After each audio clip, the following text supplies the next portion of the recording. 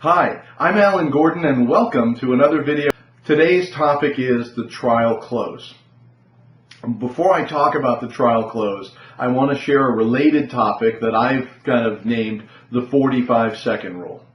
And essentially what it is when I find myself talking for more than 45 seconds, I stop and I ask a question.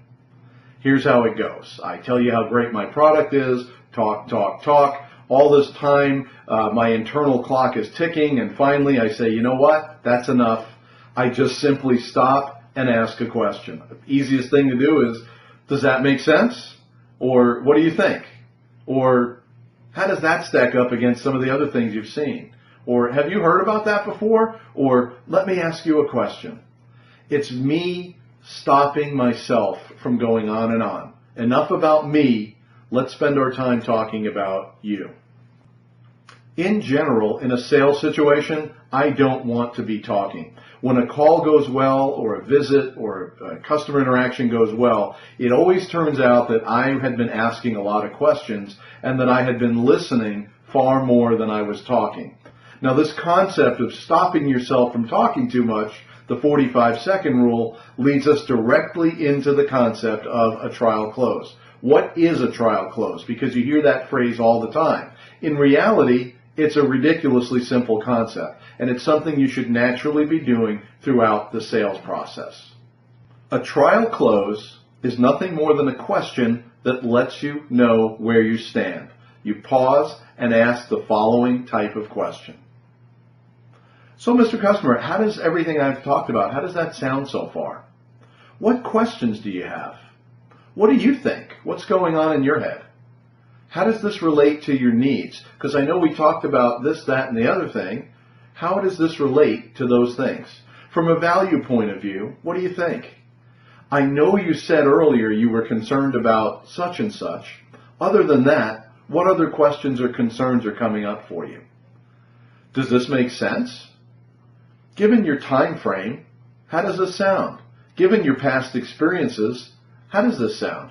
Given your boss's opinion and what he thinks is important, how do you think this is going to fly? You know, obviously we've got a few more details we've got to cover, but in general, how does this sound to you? Here's the scale of 1 to 10. I once, as a sales manager, gave out $10 every time I heard somebody say this. Hey, on a scale of 1 to 10, what do you think about this? Oh, okay, we're a 7. So what are your concerns and how can I turn that 7 into a 10? These types of trial close questions give you one of three results. Either the customer is very positive, in which case we move to a close, or the customer asks questions and gathers additional information, and I have a whole separate video on how to deal with what to do when customers ask informational questions. Or number three, the third possible response is they will bring up some concerns and some objections. And again, I have a separate video on the best way to handle objections. But if you do get a strong positive on a trial close question, great. Let's talk about getting this scheduled. Fantastic. All right, so you're going to give it a try for a few weeks, and I'll call you back and we'll see how it's going. Okay, great. You really like it. Let's review to make sure we've covered everything that's important to you. Okay, great. There are still a few things we need to nail down before we start. Is this going to be in joint name or just your name? Or, okay, great, you love it. Where are we shipping this to? Are we shipping this to the same address you wrote down earlier?